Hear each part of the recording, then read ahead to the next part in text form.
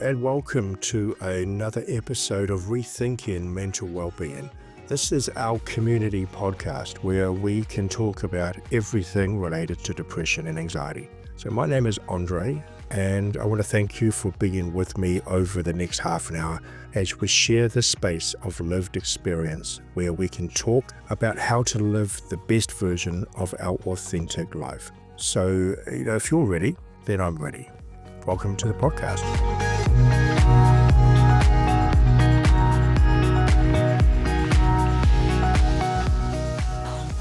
Welcome back to Rethinking Mental Wellbeing. If you're here for the first time, then welcome to the space. If you've been here before, then welcome back to the space. There's a lot of information from a lot of different sources about our mental health. Thanks to the internet, social media, YouTube, we are not short of information. It's about finding the right information that is helpful and useful for us. And one of the reasons why we find anxiety, in particular, so hard to beat or hard to manage is there are a lot of myths floating around, telling us things about anxiety that are not only misleading, but potentially harmful. Delivered by well-meaning intentions, the myths of anxiety gain more traction the more people believe them.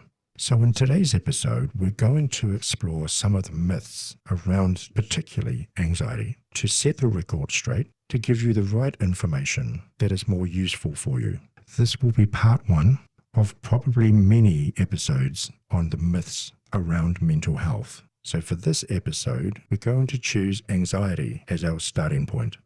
The first myth that we're going to address is the myth of faking it till you make it. And this myth, as it's been traveling around for quite a few years now, has started to change its meaning. So this is the belief that carries the idea whereby faking well-being, we achieve well-being. That the acting of where we need to be can be achieved and be brought to life by the effort of pretense. This saying, fake it till you make it, probably started its rounds from Aristotle, when he was quoted as saying, to be a virtuous man, you must first act like a virtuous man, with the implication being that if you want to be something, then act like it first. There was another philosopher named William James who talked about if you want a quality, act as if you already have it. And what they've been saying have got elements of truth within it. And this led into the business industry, and it's been used for organizations like Amway, for instance, in particular around attitudes of visualization and sales. And even in self-improvement industries, the fake it till you make it slogan has wrapped itself around self-improvement as a strategy to empower in action despite being nervous or being anxious. But this saying, fake it till you make it, was never designed from a mental health perspective. The saying is true when it's wrapped around developing confidence, but it's not when it's wrapped around anxiety or depression, particularly those two. Because the problem is, we are really good at pretending. And our pretending comes at a price of the conditioned acceptance by other people as we lose ourselves within the pretense. And I've talked to people before who have used this phrase of fake it till you make it as permission to be fake, or permission not to be true to themselves, permission to be something or someone that you're not. The world is full of people that pretend, so we don't need more people to pretend. We need more people to live to their truth. So the saying fake it till you make it has its origins in confidence, which works really well for developing confidence, but from a mental health perspective, not so much. But there is a difference between faking it till you make it and showing up with your bravery. It means not letting our fear hold us back or limit us or reduce us, but we can hold hands with our courage, we face the fear, and we can move forward with bravery. The fake it till you make it is pretending to have a trait like confidence and acting like it in your behavior. It is not about pretending to be someone that you're not. So let me give you an example of that. When I first learned how to public speak, I did a lot of faking it, pretending to be confident, always being terrified inside. The fake it till you make it slogan works really well as we master the art, in this case of public speaking, by pretending to be confident, which in turn contributes to our confidence. But pretending not to have anxiety in a normal social situation is not going to stop me feeling anxious. It's going to suppress it. But if I learn to develop my bravery and my courage, stepping into uncomfortable situations, but not too much where it becomes overwhelming, at the speed and pace that is right for me, with plenty of opportunities to refuel and to look after myself and to get my needs met, that option is better for me when I'm dealing with anxiety. But pretending to not have anxiety, pretending to fake it, it is going to keep suppressing it. So the second myth we're going to talk about with anxiety is one I've heard often. Oh, anxiety is not that common. So let me start off by telling you the latest statistics from 2024. According to Stats NZ, that 1 in 4 people will live with some form of anxiety within the next 12 months. That's 1 in 4. That's a quarter of the population. So anxiety is not only common, but to our detriment, it is becoming normalized. And there's multiple reasons for this. So I'm not going to go into those reasons because it's beyond the scope of this episode.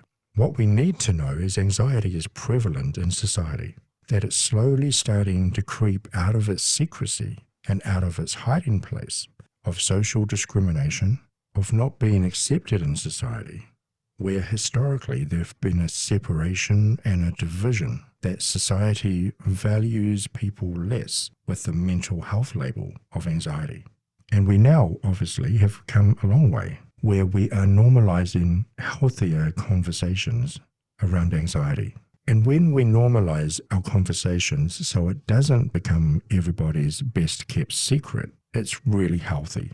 But it's not healthy to normalize anxiety as a strategy to put up with it, or to just accept it, or that we have to tolerate it with the belief that there's nothing we can do about it. The next myth I've heard over the years is that people with anxiety should avoid situations that cause them anxiety. So let's start this conversation off on the recap of what anxiety is in the first place. Anxiety is the physiological state of what goes on inside your body when you feel unsafe. That feeling anxious is a normal state to feel in certain appropriate situations. Because there are times in life that anxiety is going to serve you really well. And there's times in life that you want to be able to feel anxious. And this is really important to know because the feeling anxious is not the issue. It's the length of time we've had it and the context we have it in. It's how much it is affecting our quality of life. So there's something I'm always talking about as a priority of being human. And that is the constant lookout, the constant scanning of our environments, both internal and externally, to make sure that we are safe. Our biology has given us things that we can scan our environment with to make sure that we're safe and to alert us to danger. And part of what we have to do that is our senses and our emotions and our thinking. All of these three things combined create a scanning system that tells us whether we are safe internally or in the world around us. This is happening 24/7, 365 days a year. At all times, our biology is looking out for us and trying to keep us safe. The problem, though, is that sometimes our programming that tells us when we're safe becomes corrupt. And we get this programming from our past experiences, sometimes mixed with a genetic influence that gives us a specific code incorporating itself into our program of experience. And this leads to a misscanning of our environments as being unsafe, as being more dangerous, making things more threatening to our safety. And so for a lot of us who live with some form of anxiety, the natural thing that we attempt to do, if anything is threatening to you, is you either are going to lean away from it and hide or avoid it, or we're going to lean into it and fight. And sometimes we won't do anything and freeze. And we will do whatever has worked for us in the past to keep us safe by the programming of our past experiences. So that's a really quick rundown about what anxiety is. And I've talked about anxiety in previous episodes, and in particular, episode 1 and episode 2. So if you want to deep dive into those a bit more, then just go and hunt those out and have a listen. But where we tie this into this question is that when we keep avoiding situations that cause anxiety, two things tend to happen. By avoiding things that cause anxiety, which we already know is established by a mis-scanning of your environment and by a faulty programming upload of your past experiences, we tend to not avoid anxiety, but we end up avoiding the situation. And by doing that, we tend to reinforce the programming by the continual worry and stress and anxiety that's continually replaying in our head. But now we're doing that in the place that we're meant to feel safe. And when we start avoiding things to the point where it interrupts your quality of life, we start to drown in our own suffering as your authentic nature keeps pushing you to get your needs met, but you're unable to because of the program of fear that we've wrapped around our anxiety that keeps us in a constant and perpetual state of anxiety. And it's also important to know that if we're trying to avoid the feelings of anxiety by not putting ourselves in those situations that give us the feeling of being anxious, we will then often avoid the situations that give us that feeling of excitement, because neurologically they feel almost exactly the same. But because it's the feeling we're trying to avoid, sometimes we misread excitement for anxiety. And so we need to do anything to stop that feeling, according to that myth of avoiding things that cause us anxiety. One tool that people often use to deal with anxiety or fear is to do something called graded exposure. So let me explain how this works. So first of all, the purpose of graded exposure is to change your programming. It's to change and correct your scanning system for safety to make it more accurate. So let me give you an example of what this looks like. I personally have a very strong dislike for spiders. So I'm not arachnophobic, which is categorized by a profound and overwhelming fear of spiders, disproportionate to the actual danger that triggers anxiety or panic attacks and avoidant behaviors, and therefore leads to an interference of daily activities and social interactions, which in turn leads to isolation and distress. So it's not that bad for me, I just don't like them. But I have no need to do anything about this dislike because it's not a phobia. It doesn't interfere with my quality of life. But if I was to start doing something about it, I would probably start by this thing called graded exposure.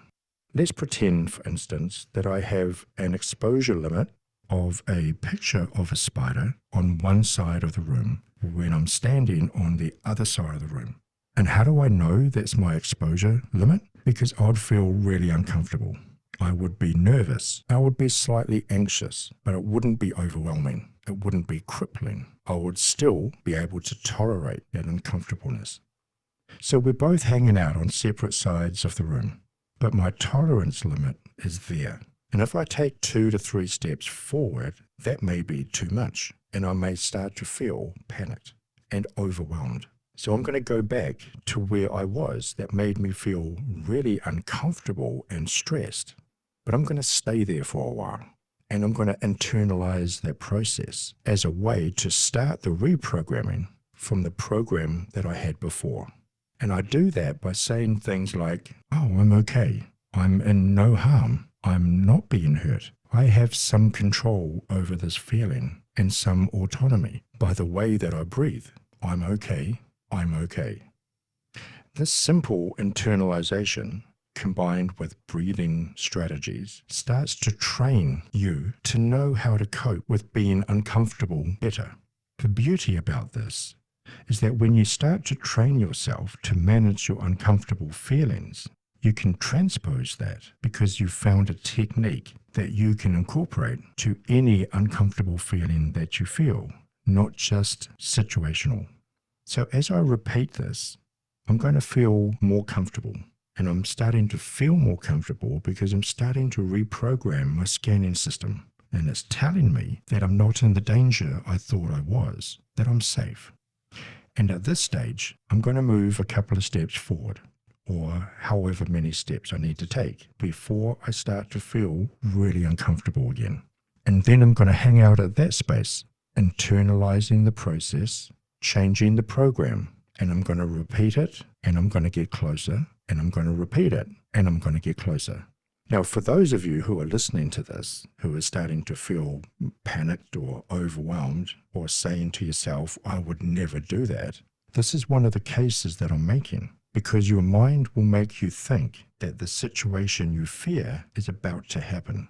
And because I would repeat this over again until eventually I can hold the spider in my hand. And again, if you're listening to this, of course, this is going to be anxiety provoking. You're probably saying to yourself, oh God, I would never do that. But don't forget, you're saying that from the place you're at without going through all of those steps that I've just talked about. So that's a really brief overview about graded exposure. There's a little bit more to it than that, but for the purpose of this episode, you get the idea. You're reprogramming your scanning system and you're updating your program by changing the input to the up-to-date version of a more reliable program through this technique of graded exposure. And graded exposure for anxiety works exactly the same way. So let's put this into context a little bit. There was someone I was working with years ago who came to me wanting help with their anxiety. His anxiety was so severe that he was afraid to even open his windows. So I asked him, if you were about to open a window, at what stage would you get to when you would start to feel really uncomfortable? Is it when you think about it? Is it when you move to go and open a window? Is it when you put your hand on the latch to open it? Which one of those would be really uncomfortable, and which one of those would be intolerable? So in this case, being uncomfortable was putting his hand on the latch. So that's what we got him to do. And as he put his hand on the latch, he felt all the feelings of being uncomfortable. But he also had the reassurance, as I was quite clear, that he wasn't going to open the window. You were just going to put your hand on it, which gave him a little bit of sense of relief. But it also got him to repeat this, to stay this way, to repeat the process, to make the uncomfortable less uncomfortable, as he was able to learn that he had an element of control of feeling uncomfortable. I got him to internalize the process. I'm safe, I'm okay, I'm in no danger. And as he practiced this constantly and repetitively, he started to feel less uncomfortable. And he was reprogramming his scanning system to become more reliable. And so he moved to the next stage, but he didn't open the window. The next uncomfortable stage for him was turning the latch, as if he was about to. And he repeated the same process, internalizing the process, mastering his regulation skills. That was 8 years ago. These days, he's employed, socially active, participates in group sports, all of which are outside of his house, which all happened in part due to his graded exposure techniques. So the statement of avoiding situations that cause anxiety doesn't avoid anxiety. It reinforces the program to continually stay anxious, to continually protect ourselves from a danger that isn't real. The next myth that we're going to talk about, and I'm not going to go into this one too deeply because I'm not a doctor or a therapist, is the myth that medication is the only way to manage anxiety. So let me start this by saying that in some cases, medication is an option for managing anxiety, and it can indeed be life-changing for some people. But the statement that medication is the only thing to manage anxiety is not only fundamentally wrong, but it can be potentially harmful. In my opinion, and this is just my opinion, anxiety is not predominantly a mental health issue. It is a physiological issue and it's a nervous system issue.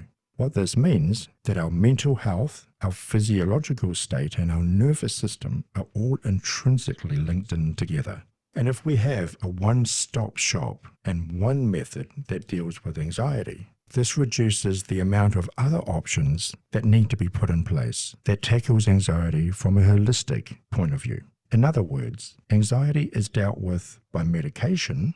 And when I say medication, I'm not just talking prescription, but what I'm talking about is also herbal and natural, and also the food that you eat, as this plays an enormous part in our well-being.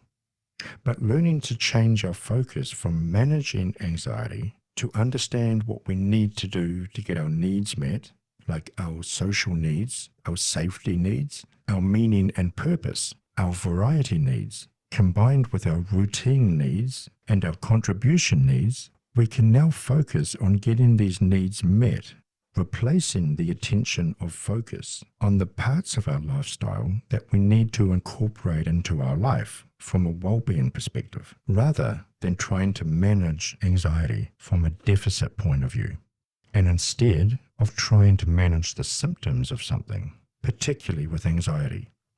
So we can create an environment that gets our needs met, that changes our programming and scanning systems that we talked about before, so we can improve our quality of life. So in this case, lifestyle changes need to happen, maybe in conjunction with medication. So the tools that we develop when we're learning how to deal with anxiety, when we're getting our needs met specifically for us, needs to happen in conjunction with medication if it's needed. But in my opinion, and again, only my opinion, medication should not be the only way to deal with anxiety. This needs to be approached from a holistic, multi-dimensional approach that fits your lifestyle, that fits your personality, and around your capabilities. So it's very contextual, very individual, and something specific for you. So yes, there will be times when medication is necessary to be able to help us to deal with the symptoms of anxiety, so we can be in a better place to make these lifestyle changes to our environment and to understand what our needs are and how to get them met individually, and how to learn to live authentically in conjunction with medication. The next myth we're going to talk about is the myth of feeling like you have to do this alone. And for a lot of us, this myth may have started as a protection because we felt unsafe. Maybe we disclosed something about ourselves that was vulnerable, that other people may have downplayed or made fun of, or trivialized the importance of what we shared, often causing us to not want to be hurt anymore. And in doing that, to not ever be in a position to feel unsafe in our vulnerability again. And to that extent, we will protect ourselves from possible harm and deny ourselves the connection that we need, because our safety is the top priority. And when we're in this state of protection, we still have a need for connection because we are social creatures. But we now confuse popularity for connection, and we may confuse being social for connection. And of course, we know that being popular or being social is not necessarily meaning that we're connecting. So when I talk about connection, I'm not talking about being soulmates with everyone you meet, because we will connect with different people in different ways, depending on the relationship we have with people. And depending on where we are with our relationship with ourselves, it changes the relationship we also have with other people.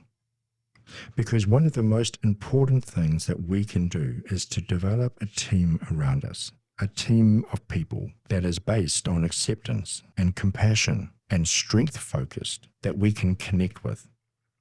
Having people around us does not and should not mean that we're getting them to do the work for us. Having people around us provides a sense of connection, of community, of belonging, where we are seen and heard authentically. That gives us strength to learn how to be autonomous and independent, but not solely dependent. We can have people all around us giving us advice, but we have the final say. But having the right people around us is critical for our well-being, because then we can pick and choose the information that we're getting from the support that we have, from the information that is going to be healthy and helpful for us. Anxiety works best in our isolation, reinforcing our fear if we don't have connections, as our emotions are pushed and pulled between the unsafety of people and the need to connect. These two are parallel opposites, and they confuse us as we battle between what our biological nature is wanting us to do and what our psychological conditioning is wanting us to do. There's a quote that says, "The more helpless, the more hopeless we feel, the less options we think we have." So one of the reasons that we may feel there is nothing we can do about our anxiety is because we can't see any options to move from that place. Or even worse, we can't see any options that lines up with our sense of self-worth or our sense of identity. So there is absolutely a lot of things we can do that deals with anxiety. And everything that we've talked about in Rethinking Mental Wellbeing and everything we're going to be talking about in Rethinking Mental Wellbeing is going to give you ideas on how to do that. So these are a few myths that we've tackled. We will tackle more as we go through the series, but my hope is that it has started to change a belief for you. Because when we change our belief system, we can move towards our authentic self. So that's all I've got for this episode. Thank you for joining me today, and I hope that you've got something useful from this discussion. And if you have any questions you would like us to discuss on future episodes, then please email me at rethinkingmentalwellbeing@gmail.com. I'd love to hear from you. So until then, go well, go in peace, have a great week, and we'll see you next time.